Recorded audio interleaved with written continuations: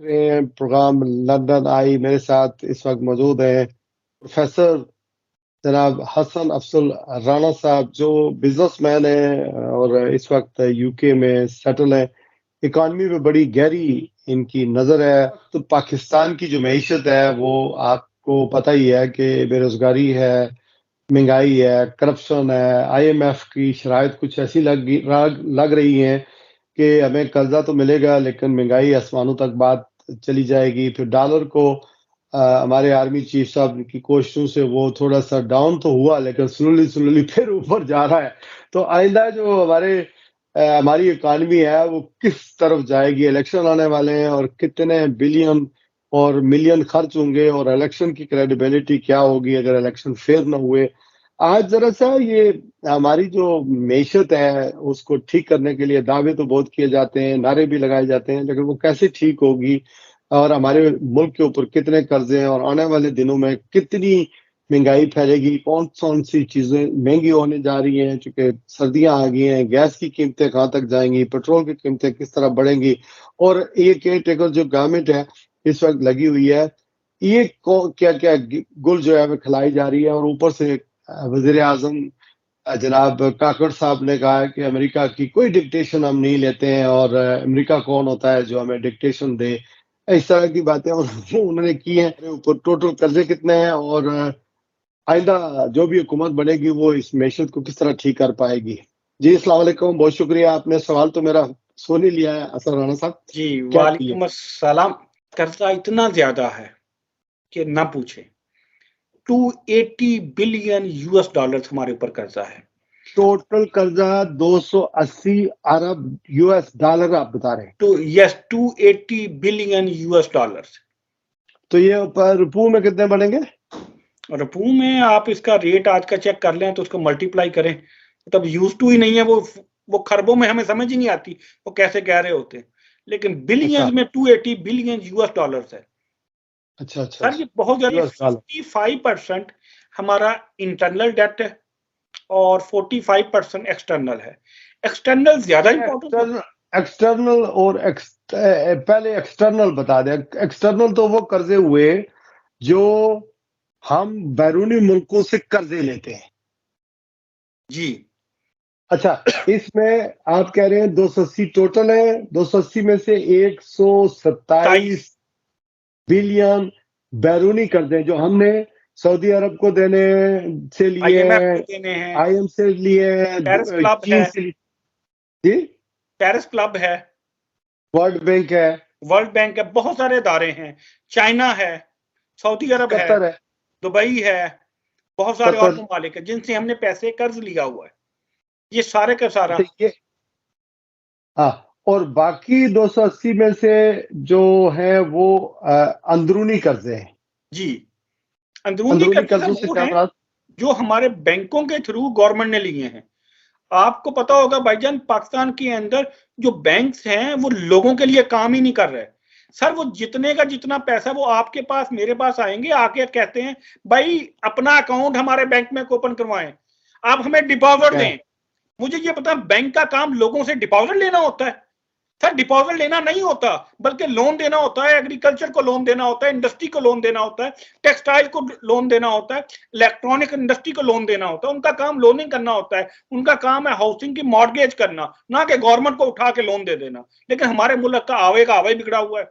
हमारे मुल्क तो खुद भूखा हुआ है, वो लोगों से पैसे मांग रहा है, बाहर भी पैसे मांग रहा है। वजीर आजम ने खाक काम करना है। सर लोन जो है, अगर मैं इसकी एग्जांपल देता हूं, 1 मिनट के लिए रुकिएगा मेरी बात पे।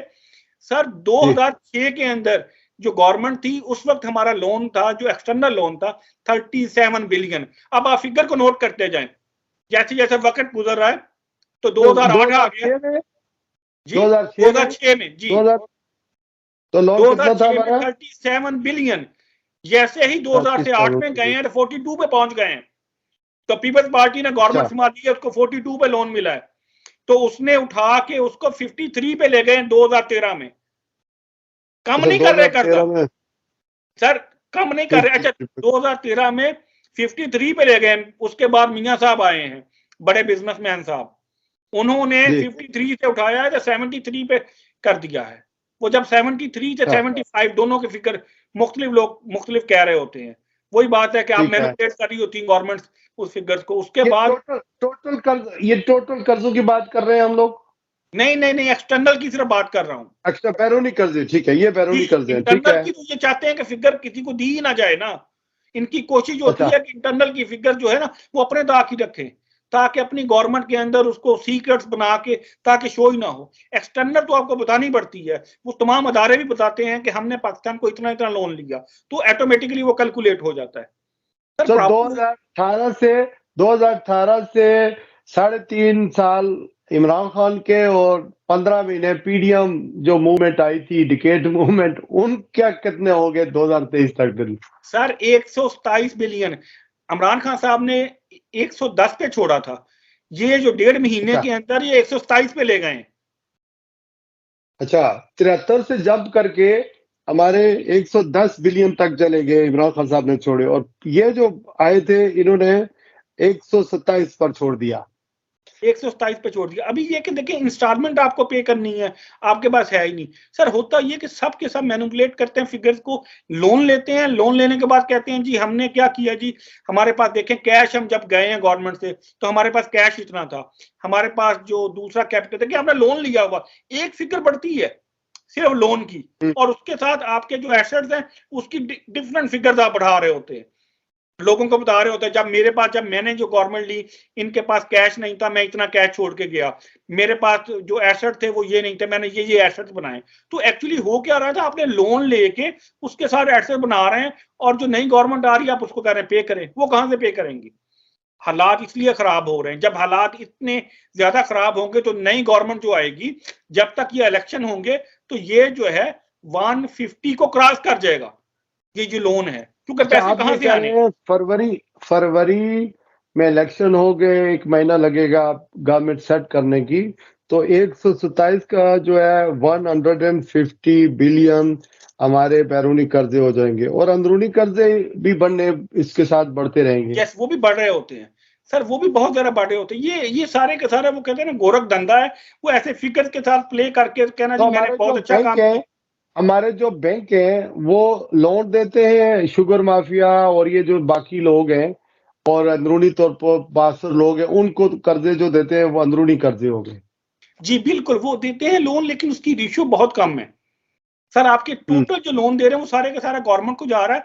अराउंड 10% के करीब जो लोन है ना वो सिर्फ और सिर्फ वो इंडस्ट्रीज को दिया जा रहा है, और वो भी बड़ी इंडस्ट्रीज को देखिए वही बात है ना, वो बड़े बड़े घराने जो है इन्हीं के पास होते हैं, या तो जरदारी साहब के पास होंगे, या जहांगीर तरीन के पास होंगे, या चौधरी के पास होंगे, या नवाज शरीफ के पास होंगे, जो बड़े लोग हैं इन सब ने वो आपस में डिस्ट्रीब्यूट किया हुआ होता है, वो पैसा इन्हीं के पास आ रहा होता है, और उसी के ऊपर सब्सिडीज भी ले रहे होते हैं।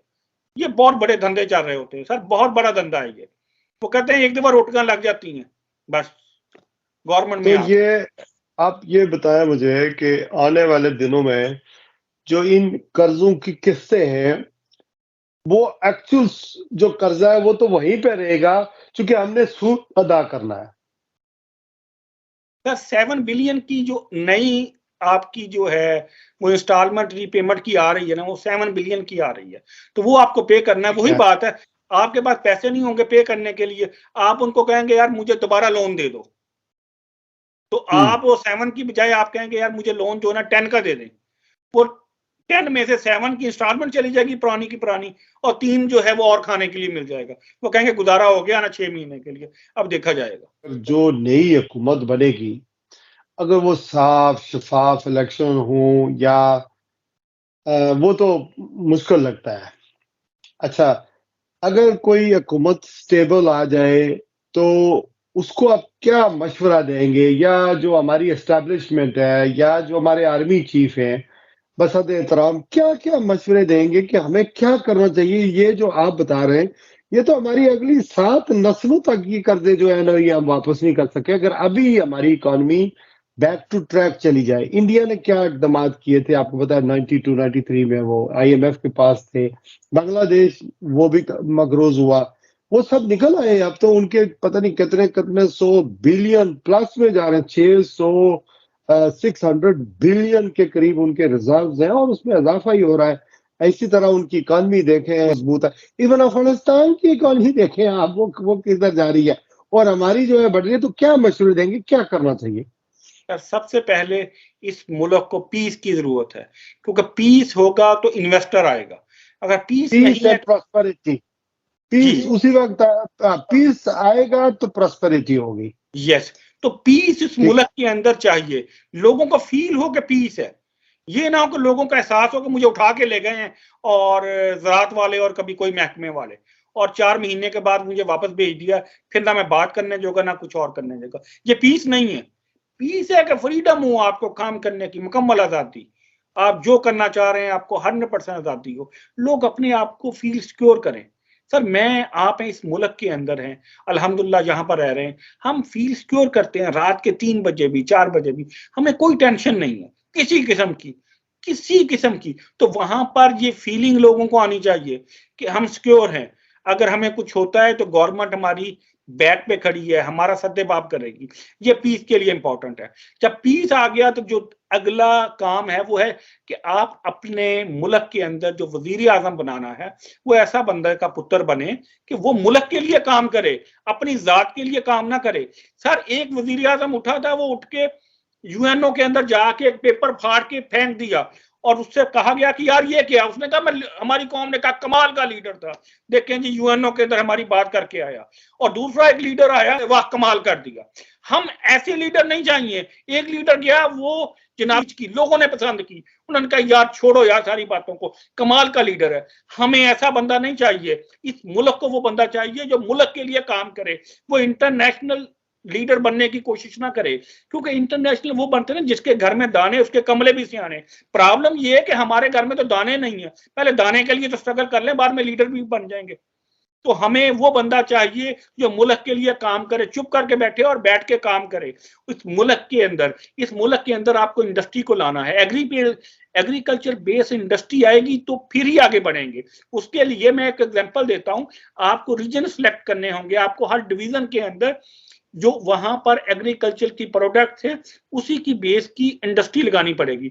जैसे अगर मुल्तान की तरफ चले जाएं तो आपको मैंगो बहुत ज्यादा नजर आता है, आपको मैंगो बेस्ड इंडस्ट्री लगानी पड़ेगी। सरगोदा की तरफ जाएं तो आपको सिट्रस बेस्ड इंडस्ट्री लगानी पड़ेगी।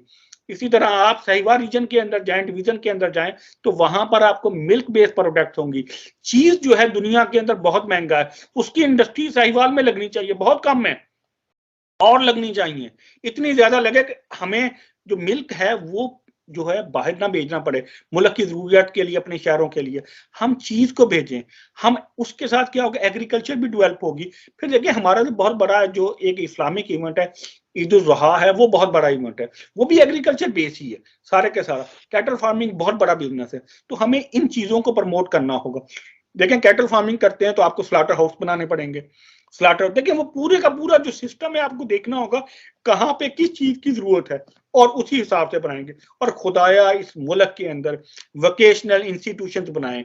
दूसरी यूनिवर्सिटीज हमें नहीं चाहिए जो हमें कोई भी एक सिंपल एमए कराए जिसके बाद वो बंदा कहे यार मुझे नौकरी नहीं मिल रही। हमें वोकेशनल इंस्टीट्यूशंस बनाने चाहिए। सर मुझे ये बताएं कि जितने लोग तजियाकार हैं मेरे समेत, कितने लोग हैं जो ये हाथ खड़ा करके कहेंगे कि हम वोकेशनल इंस्टीट्यूशंस के पढ़े हुए हैं? कोई भी नहीं होता। हमसे बातें करा लो, हम बातें बहुत अच्छी करते हैं, हम बहुत अच्छे मोटिवेशनल स्पीकर हैं। काम की बारी आई तो कहता कम जवाना दी मौत, हम काम नहीं कर सकते, बातें जितनी मर्जी करा लो। दुनिया ख्याल रखिएगा। Thank you very much. अस्सलाम वालेकुम।